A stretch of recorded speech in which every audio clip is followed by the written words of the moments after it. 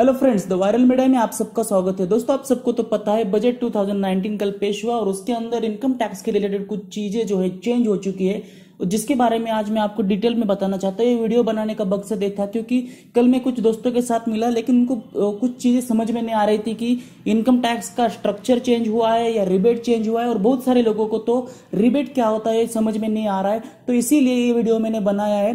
तो यहाँ पे इस वीडियो में सबसे पहले देखेंगे कि ये जो टैक्स स्ट्रक्चर है इस साल बजट जो पेश हुआ है उसमें कुछ भी चेंज नहीं है।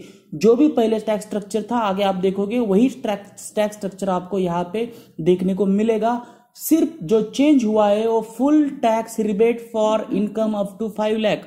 अगर आपका टैक्सेबल इनकम सब कट छाट करने के बाद अगर वो 5 लाख के नीचे 1 रुपया भी आता है, यानी कि 4,99,999 रुपीज भी आता है, तभी आपका टैक्स पूरा का पूरा रिबेट हो जाएगा, आपको वापस मिलेगा, वो 0 रुपीज हो जाएगा।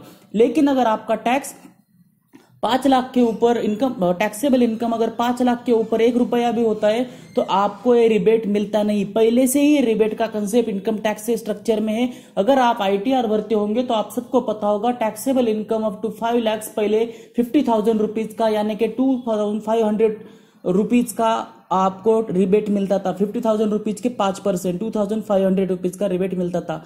रिबेट का कंसेप्ट क्या है पूरे जानने के लिए आप सेक्शन 87A देख सकते हो, लेकिन इस वीडियो को अगर आप अंत तक देखते हो तो आपको पूरा रिबेट का कंसेप्ट इसमें पता चलेगा। तो जैसे मैंने नीचे लिखा है, if your taxable income is less than 5 lakh then and then only you will be eligible for rebate. अगर इसके ऊपर 1 रुपया भी है तो आपको कुछ टैक्स का रिबेट नहीं मिलेगा। जो भी पहले से आपका टैक्स है वो आपको यहाँ पे पे करेगा। ये सारे जो चीजें यहाँ पे लिखी है इसको हर एक एग्जांपल में हम देखने वाले। सबसे पहले आप सबको तो पता है टैक्स का इंडिया का structure up to 2.5 nil, 2.5 to 5%, 5 to 10 lakh 20%, 10 lakh के अबव 30%। सेम स्ट्रक्चर अगले साल भी रहेगा। जो रिबेट का कंसेप्ट है यहाँ पे हम देखेंगे। सबसे पहले यहाँ पे जान लेते हैं, अगर सपोज पर्सन एक्स का ग्रॉस सैलरी जो है सीटीसी आप यहाँ पे कंपनी के हिसाब से कह सकते हो तो 7 लाख रुपीज है।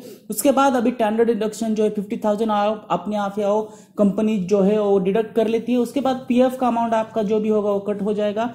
उसके अमाउंट के बाद आपका जो भी सेविंग अंडर 80C है वो 1.5 लाख यहाँ पे कंसीडर किया है।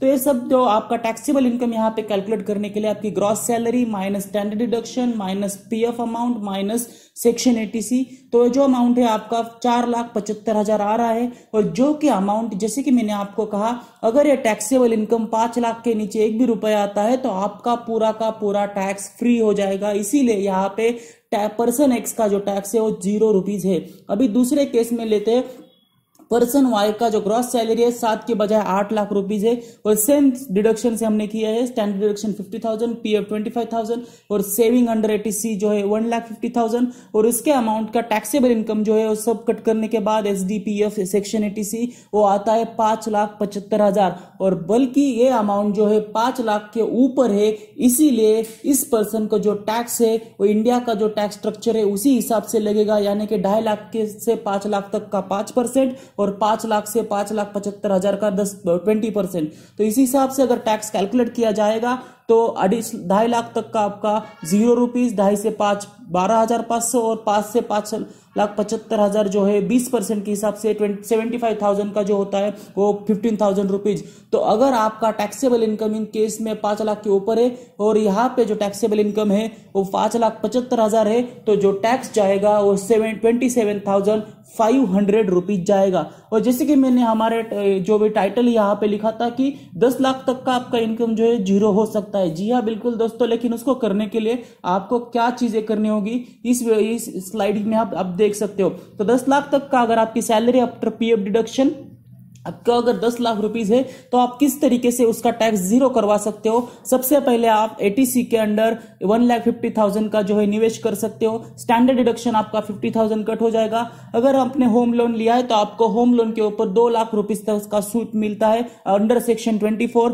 इसके अलावा आपका जो एनपीएस है यानी कि नेशनल पेंशन स्कीम को 50,000 रुपीज का सेक्शन 80C/CD के अंदर आपको एनपीएस का भी निवेश आप कर सकते हो 50,000। और सेक्शन 80D के अंदर हेल्थ इंश्योरेंस अगर आप खुद का या आपके फियांसी का आपके स्पाउस का करते हो तो आपका जो हेल्थ इंश्योरेंस है वो 80D के अंडर 50,000 रुपीज आप यहाँ पे करवा सकते हो। तो 10 लाख में से वो जो ऊपर का 1.5 लाख 50,000 2 लाख 50,000 50,000 कट करते हो तो आपका टैक्सेबल इनकम आता है 5 लाख रुपीज, जिसके ऊपर अगर आपके टैक्स के स्ट्रक्चर के हिसाब से देखा जाए तो 5% के हिसाब से आपको 12,500 रुपीज टैक्स बैठता है। लेकिन ये जो यहाँ पे कहा गया है कि रिबेट अमाउंट अगर 5 लाख रुपीज तक है तो आपको 0 रुपीज है, तो पूरा का पूरा rebate up to 5 lakh rupees आपका वापस मिल जाएगा। तो 10 लाख रुपीज के ऊपर आप इस तरीके से अगर निवेश करते हो, इन्वेस्टमेंट करते हो, तो आपका जो टोटल टैक्स है वो 0 रुपीज हो जाएगा।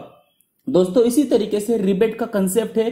तो आपका जो टैक्स का स्ट्रक्चर यहाँ पे कुछ भी चेंज हुआ नहीं है, लेकिन अगर आप सेविंग अच्छी तरीके से करते हो तो आप अगर 5 लाख के नीचे आपका जो भी टैक्सेबल इनकम जो है लाते हो तो आपका टैक्स 0 रुपीज हो जाएगा। तो यही एक कंसेप्ट थी। अगर दोस्तों वीडियो आपको अच्छा लगा तो अपने सारे दोस्तों के साथ शेयर कीजिएगा। इसके अलावा कुछ भी डाउट हो तो आप कमेंट बॉक्स में कमेंट करके पूछ सकते हो। Thank you.